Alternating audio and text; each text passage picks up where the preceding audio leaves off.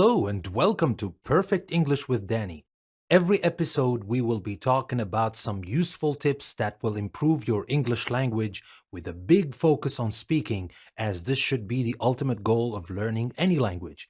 We will talk about different things in each episode, from practical use of vocabulary to pronunciation, useful idioms and expressions, grammar, and even some useful business English expressions. So if you're ready, let's get to it and make our English perfect.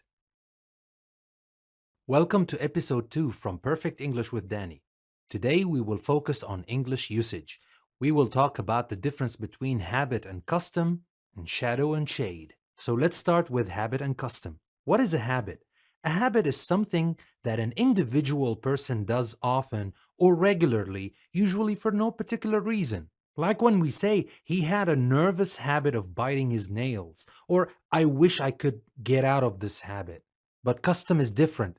A custom is something done by the people in a society in particular circumstances or at a particular time of the year. Like when we say it is the custom to take chocolates or fruit when visiting a patient in hospital. Or my wife likes all the old English customs, not habits.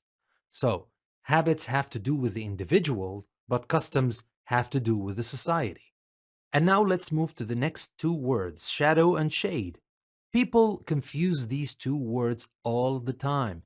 They use shade when they should use shadow and vice versa. So, what is shadow? What is shade? A shadow is a dark shape made on a surface when something stands between a light and the surface. Like when I say, my shadow looked very long and thin. If a place is dark because something prevents light from reaching it, you can say that it is in shadow, like when we say the whole canyon is in shadow.